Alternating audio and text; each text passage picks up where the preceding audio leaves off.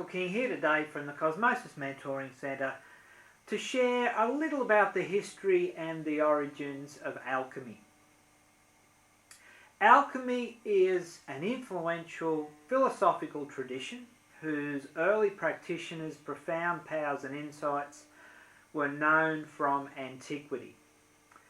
The defining objectives of alchemy are varied in their purity of motive, and these include the more materialistically based creation of the fabled philosopher's stone, possessing powers including the capability of turning base metals into silver or gold, to the more noble or altruistic motivation of creating the possibility of high-level spiritual source, creative source being able to manifest in the earth plane for the betterment of humanity, and all degrees of purity of motive in between, just like organisations today.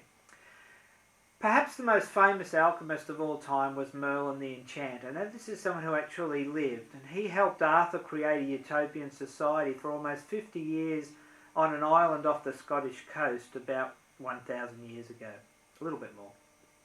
Camelot was founded and based upon advanced democratic principles. Its purpose was to seed into mass consciousness at the archetypal level the potential of the democratic ideal, coupled with an ideology of human beings acting out of the service of love without being the slave to love and its lower urges and expressions.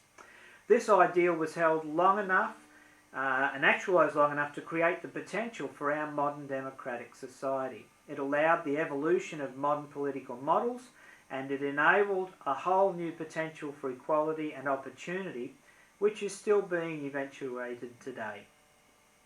Such is the power of the collective enactment of new archetypal ideals, grounding those ideals. In fact, about every 1,000 years or so, a group of master souls incarnate on Earth together to enact such an ideal, either to create and live that new ideal in order to vivify it into the potential of future nows, like Camelot or Jesus' previous enactment, or alternatively to enact the clash between mutually exclusive ideologies. Now, such clashes ultimately decide the destiny of humanity at pivotal moments in Earth's history. The latest such enactment was in the mid-20th century, when Winston Churchill led the Democratic Coalition in opposition to the fascist alliance which had sought to plunge the planet into another dark age. The democratic and fascist ideals are mutually exclusive, so ultimately a clash between them was inevitable to decide which path the planet was going to go down. And you can read more about Churchill's battle on my website, michaelking.id.au. Alchemy, as we now understand it, was born in ancient Egypt, way before recorded history, where the word chem was used in reference to the fertility of the flood plains around the Nile. Egyptian beliefs in life after death and the mummification procedures they developed gave rise to rudimentary chemical knowledge and a goal of immortality. The premise was that if you could purify the human vessel of carnal energies and selfish desires, so then you could attain towards immortality. It was still common at the time for high-level spiritual initiates to live for 1,000 years or more, and the scientific study of what allowed such ones to seemingly cheat death gave birth to the science of alchemy. There are actually many accounts of these long lifespans, even in modern spiritual books like the Bible. So it was actually the search for immortality which drove the study of matter and gave birth eventually to astrology, astronomy, cosmology, biology, medicine, chemistry and physics. Although these modern sciences took on a life of their own, down through the ages many have remained true to the original ideal of those early alchemists, which was to purify, spiritualise the human vessel so that its spirit source may descend into and meld with its human expression. Although the modern day ascension movement has its roots in ancient alchemy, it's kind of become a little bit distorted by becoming goal-oriented towards leaving the earth plane rather than bringing spirit into the earth plane as was originally intended. So how did alchemy spread? By 332 BC, Alexander the Great had conquered Egypt. Greek philosophers became interested in the Egyptian ways. Greek views of how matter is made up of the four elements of nature, namely fire, earth, air and water, were merged with the Egyptian sacred sciences. The result was Chemia, the Greek word for Egypt. When Egypt was occupied by the Arabs in the 7th century, much later, they added al to the word chemia, and alchemia is the origin of the modern word alchemy. Now, much of the history of alchemy exists in an oral tradition and what may be accessed in the holographic records of our planet. I'm not going to deal with elaborating on the holographic records, or the Akashic records as they're known, here on this video. It's part of the ABC of esoteric study, and anyone who selflessly and sincerely sets forth on this path will already know of their existence beyond doubt. Every great spiritual tradition speaks of the planetary hall of records in one form or another. Even the Australian Aborigines have their dream time. And that's what the holographic records are. It's unfortunate that more is not physically recorded about this early period in the history of alchemy, because in 391 invading Christians burned the great library in Alexandria, destroying almost all the relevant alchemical works. Alchemists developed a framework of theory, terminology, experimental process and basic laboratory techniques that is still recognisable today. But alchemy differs from modern science in the inclusion of hermetic principles and practices related to metaphysics, ethics and spirituality. In the eyes of the serious practitioner, as opposed to someone who approaches it as a form of superficial recreational spirituality, as most do, the heart of alchemy is truly spiritual. Transmutation of lead into gold is presented as an analogy for personal transformation, purification and perfection. Early alchemists, such as Zoismos of Panopolis, highlight the spiritual nature of the alchemical quest, symbolic of a religious, spiritual regeneration of the human soul. This approach continued in the Middle Ages as metaphysical aspects, substances, physical states and material processes were used as metaphors for spiritual entities, spiritual states and ultimately transformation.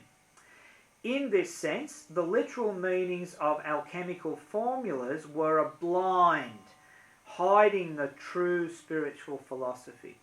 Alchemical practitioners and patrons such as Melchior Cybernisus and Pope Innocent VIII existed within the ranks of the Church, while Martin Luther applauded alchemy for its consistency with Christian teachings. Both the transmutation of common metals into gold and the universal panacea symbolised evolution from an imperfect, diseased, corruptible state towards a perfect, healthy, incorruptible and everlasting state. And the Philosopher's Stone then represented a mystical key that would make this evolution possible. Applied to the alchemists themselves, the twin gold symbolised the evolution from ignorance to enlightenment, and the stone represented a hidden spiritual truth or power that would lead to that goal of enlightenment. In texts that are written according to this view, the cryptic alchemical symbols, diagrams and textual imagery of late alchemical works typically contain multiple layers of meanings, allegories and references to other equally cryptic works, and must be laboriously decoded to discover their true meaning. They can't be taken at face value. In his 1766 Alchemical Catechism, Theodore Henry de Chauchury denotes that the usage of the metals was just a symbol. When the philosophers speak of gold and silver, from which they extract their matter, are we to suppose that they refer to the vulgar gold or silver? But no, by no means. Vulgar silver and gold are dead, while those of the philosophers are full of life. Alchemy was also developed independently in China by Taoist monks. The monks pursued both the outer elixir of life and the inner elixir of life, the former being minerals, plants, etc., which could spiritualize the body and prolong life, and the latter being the use of meditation and exercise techniques such as Qigong to manipulate the qi or life force of the body. Like China and Egypt, India developed alchemy independently. They had beliefs similar to the Chinese in that they used external and internal methods to purify the body and prolong life. In their work, the Indians invented steel, and long before Bunsen and Kirchhoff's work. And they also realised the importance of flame colour in the identification of metals. The introduction of alchemy to the West came in the 8th century when the Arabs brought it to Spain.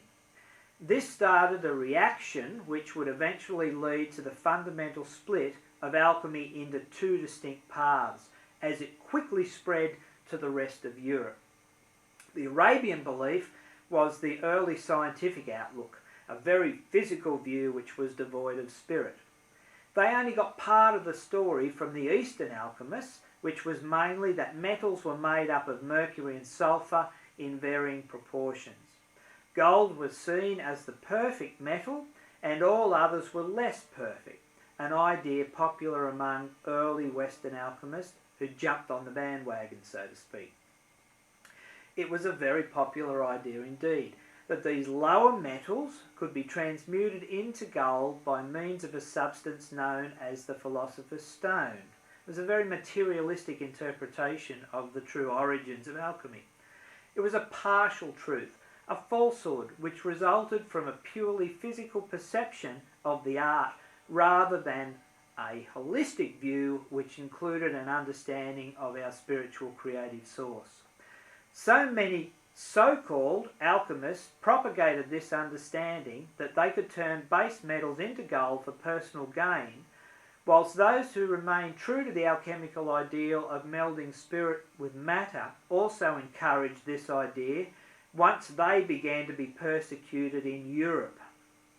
The story that base metals could be transmuted into gold was used to gain protection and patronage from powerful individuals such as monarchs and clergy.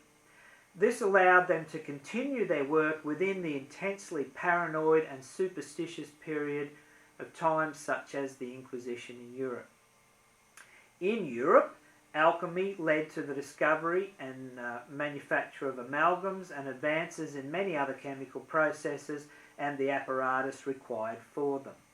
Eventually, by the 16th century, the alchemists in Europe had separated into these two distinct groups. The first group focused on the discovery of new compounds and their reactions, properties and functions, leading to what is now the sciences of medicine, chemistry, biology, metallurgy and physics. The second branch continued to look at the more spiritual metaphysical side of alchemy, continuing the search for immortality and the transmutation of base human nature into its highest potential, so as to allow the fusion of the human being with its spiritual source. To become spirit in human form. The second branch is the type of alchemy that I teach. I term it personal spiritual alchemy. European alchemy continued along these two lines all through the Renaissance. The era also saw a flourishing of con artists who would use chemical tricks and sleight of hand to demonstrate the transmutation of common metals into gold, or to claim to possess secret knowledge that for a small initial investment they would share. These con artists persist to the present day and tend to give all real alchemists a bad name, sadly. The reality is that if it sounds too good to be true, it probably is.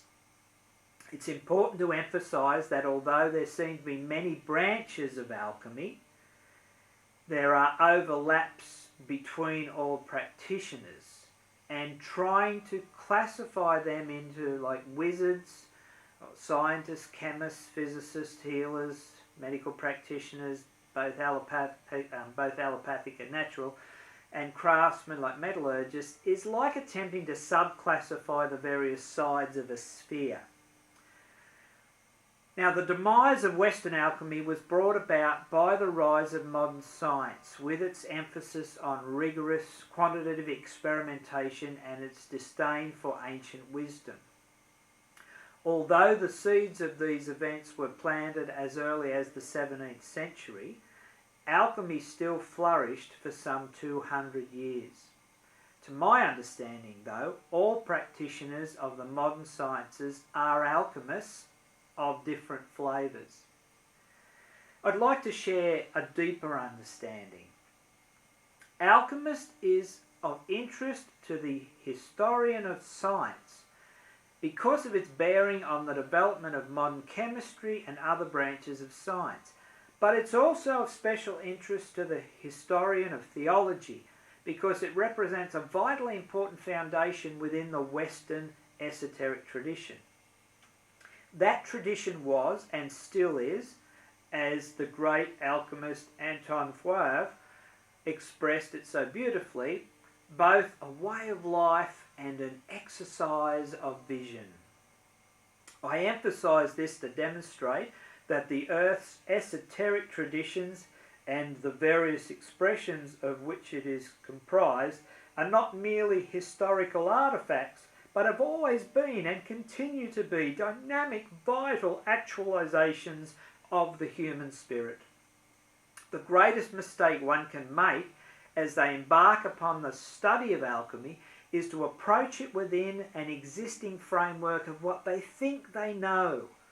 No preconceived notions or doctrines concerning your understanding of the nature of reality will serve you in any way other than to cause the true entry into the alchemical knowing to elude you.